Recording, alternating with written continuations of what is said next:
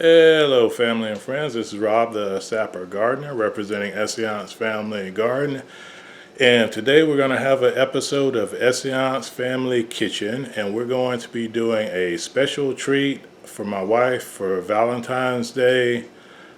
Something she said that she didn't have a lot back home, but they have a version of it, but we're going to be doing a version loosely based on one we saw on a friend of ours channel at Backyard Edible Garden in Los Angeles. She did a Paella Negra, but we're going to do a Paella Mixta, which is a mixed paella using some seafood and some meat.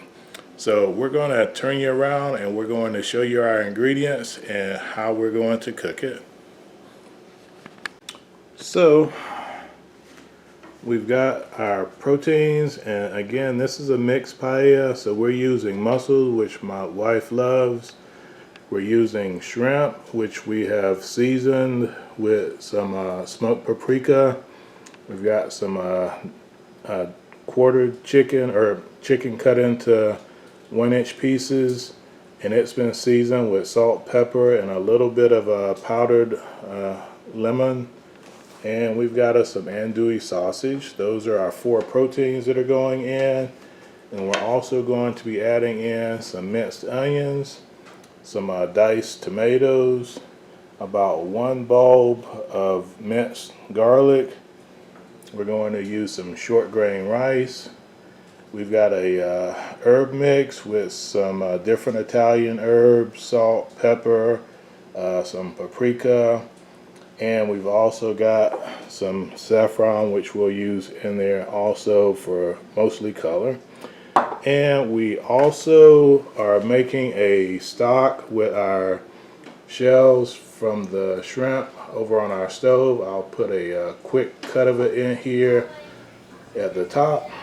And we're going to strain that, and we're going to use that as our liquid for the paella. And the stock consists of the shrimp shells, some chicken broth, and water mixed in together. So let's get over to the stove and start cooking. First step you want to take, brown your sausage on both sides. Then remove your sausage. Make sure you got enough grease in there for the next step, because then you're going to brown your chicken. Next, you're going to brown your chicken on both sides, or on all sides, and then you're going to remove it from the heat, set it aside like we did our sausage, and move on to the next step. Once your chicken is browned evenly on all sides, we can take it out, and then we're going to saute our onions. So if you want to really get all those little bits down at the bottom, pour a little bit of cooking wine or drinking wine in. Scrape all those up.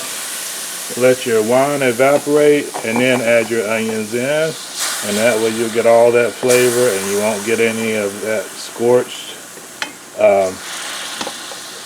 meat bits flavor in your paella. So we're going to let that evaporate. And then we're going to add in our onions and saute them down. Once your onions have gotten soft and started turning translucent, we're going to add in our garlic, and we're going to saute that for a couple of minutes before we move on to the next step. So after your garlic is sauteed for a couple of minutes, you want to start adding in your seasoning blends. And we're going to add probably about 1/4 of it to begin with, and we're going to taste as we go along and continue to add to make sure it tastes as flavorful as we want it to taste as we add in the layers of ingredients.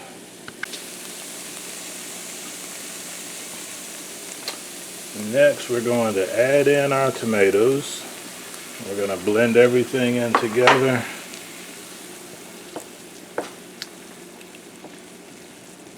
About 5-10 minutes, making sure it's up to a simmer again. And then we're going to add in some of our seafood broth, which we've strained over there. and our rice.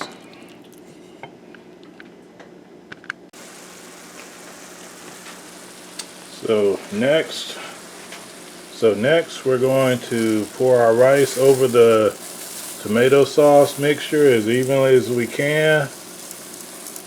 And then we're going to pour some of our seafood broth over it and bring it up to probably about halfway to the top of the pan. So we've added in our seafood stock, and we've also added back in our andouille sausage and our cooked chicken, and we're going to bring it back up to a simmer. Keep it on medium-high heat. Adjust it accordingly. If it seems like it's cooking to a high boil, we're going to reduce the heat. If it's not bubbling, we're going to increase the heat. And we're going to do this for about 10-15 minutes, or until the rice has absorbed most of the liquid. Then we're going to add in our seafood. So we put our mussels in, we put our shrimp in, and we're going to cover it for about 5 minutes or until the shrimp has cooked through and turned pink. So our paella, our shrimp is done. Our mussels are open, and one tip: if your mussel doesn't open, that means you got a bad one, and just take that one and toss it, because all of them should open once they cook. And you ideally want all your liquid to be absorbed by the rice.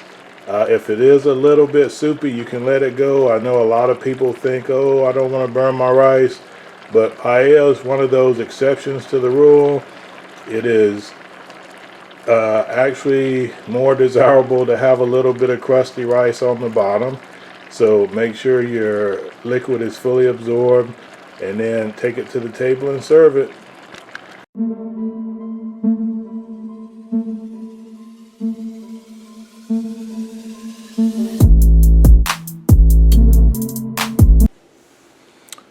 So we're going to go around the table and we're going to get everybody's opinion on the dish and the history of it as I've presented it here. So we're going to start off with Mrs. SG.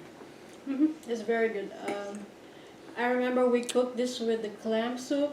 You remember that, Daddy? Like a Brazilian dish, almost the same. Yeah, there is a Brazilian dish. I don't think they had the rice in it though. They served it over the rice. Yeah, they served it over, but yeah, the seafood mixture is actually very similar.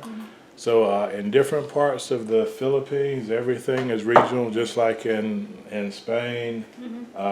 And the Philippines is actually, it's like America, it's a melting pot. So you've got a little bit of Spanish, American, Japanese, so it's blended culture.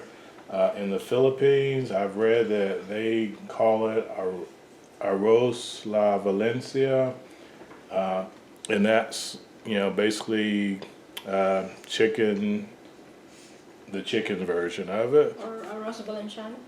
Yeah, Okay. what she said. So, but there's two basic paellas in Spain. One is a seafood version, one is a meat version, and then there's also a third version, which is a mixed version, which is what we have here today. And in the Philippines, they traditionally would use slightly different ingredients than what we've had here. These are pretty high-end ingredients, I would think. Not as common for the home cooks, but here in America, we can afford it. So, SK1, I would ask you what you think, but your plate, I think, already tells the story. What did you think about it? It was very good. Okay, so he's ready for seconds. And SK2, he's got a slightly different. Yeah, he doesn't have a version of it. He's got chicken, pizza, and French fries. So I love it. We're going to dig in and finish up our meal and enjoy some time together. I actually have to finish watching a video from one of our friends. So on behalf of the family, this is Rob, the Sapper gardener, representing Essayons Family Garden, saying God bless our great country America, you, wherever you reside around the world, your garden, your harvest, your kitchen, your meals, and especially your family to have prosperity, happiness, and fun family meals as we do. Take care. Sapper out, and Essayons out. take care, everyone.